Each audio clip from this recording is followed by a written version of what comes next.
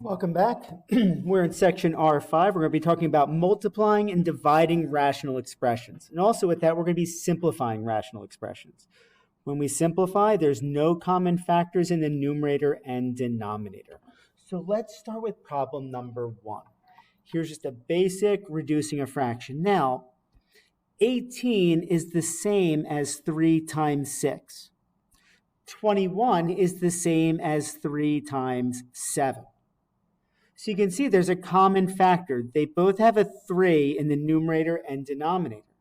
So 18 over 21 is going to reduce to 6 over 7. Problem number 2.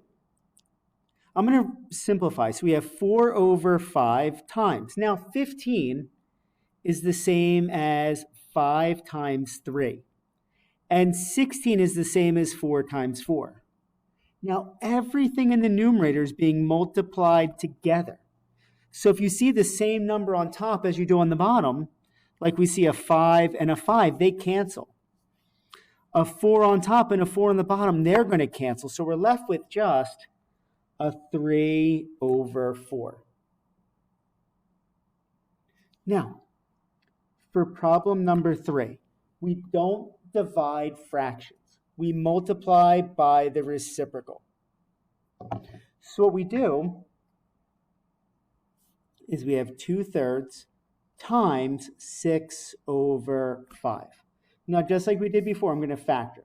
Can't do anything with the 2 over 3, but the 6 over 5, 6 is the same as 3 times 2, and 5 is just a 5. So we can reduce. You see how we have a 3 on top and a 3 on the bottom? They're going to cancel each other out.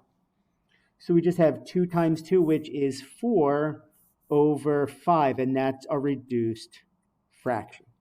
We're going to be doing the same thing with the next few problems, except we're looking at polynomials instead of just constants. Now, for the top, the numerator, I can factor out a 20. It's 20 times x plus 1. In the denominator, I can factor out a 10. So it's 10 times x plus 3. Now I have 20 over 10. 20 and 10 are both divisible by 10. 20 divided by 10 is 2. 10 divided by 10 is 1. So we're left with 2 times the quantity of x plus 1 over x plus 3. There are no common factors. Oh, sorry, that's 2x plus 1. On top, and x plus 3. There's no common factors. Number 5, x plus 4. We can't do anything with the numerator, just x plus 4. And that's a factor. Put grouping symbols around it. Now, x squared minus 16. When we factor that, it's a squared minus b squared. So it's x and x. The square root of 16 is 4. And we just put a plus and a minus. Now, looking at the common factors on top and on the bottom, the top and bottom, they both share an x plus 4. Now, when we write our answer, x minus 4 is still in that denominator, but we need a placeholder up top, so on the numerator, we're going to have a 1. Let's skip to problem number 8 now.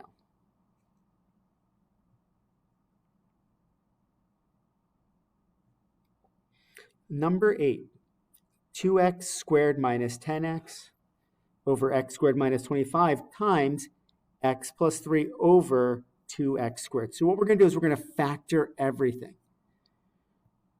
In that numerator, 2x squared minus 10x, I can factor out a 2x, and that leaves me with an x minus 5. X squared minus 25 is x plus 5. X minus 5. It's that a squared minus b squared. Then we have an x plus 3. I'll put parentheses around that. And 2x squared is the same as 2 times x times x. Now you'll see why I'm going to reduce it like that in a moment. Now this is the fun part. We get to cancel out the common factors. There's an x minus 5 on the top and on the bottom. There's a 2 on the top and on the bottom. There's also an x on the top and on the bottom. That's why I split up the x squared so it was easier to see. So now in the numerator, all we're left with is an x plus 3. And in the denominator, we have an x and an x plus 5. We simplified that. And there's our answer. Number 9. We don't divide fractions. We multiply by the reciprocal. So before I do any simplifying, 4x over 5x minus 20, and I change my division to multiplication. X squared minus 6x plus 8 goes on top. X squared minus 2x goes on the bottom. Do that before so you're not tempted to cancel anything that doesn't cancel. Now let's factor. For this, on the top, we have a 4x. On the denominator, we can factor out a 5. 5 times x minus 4. The bottom is easier to factor. We have an x times x minus 2. And in the numerator, x squared minus 6x plus 8. Now to multiply to 8 and add to negative 6, we have a negative 4 and a negative 2. Now here's the fun part. We cancel out the common factors. There's an x minus 4 on the top and an x minus 4 on the bottom. X minus 2 on top, x minus 2 on the bottom. The 4x, the x, and the x cancel out. So after all of that, we're left with 4 over 5 remaining. And there is our answer.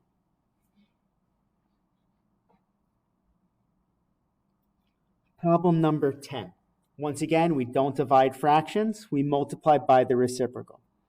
2x squared plus 3x minus 5 over 6x times 1 over 2x squared plus 5x.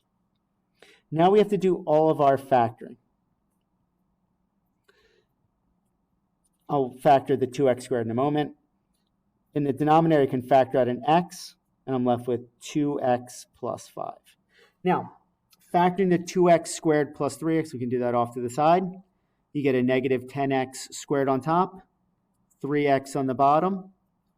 Multiply to negative 10 and add to a positive 3. We have a positive 5x and a negative 2x. So we have our 2x squared plus 5x minus 2x minus 5. Common factor is x, so it's 2x plus 5. Common factor is a negative 1, 2x plus 5. So when we factor, we get 2x plus 5 times x minus 1.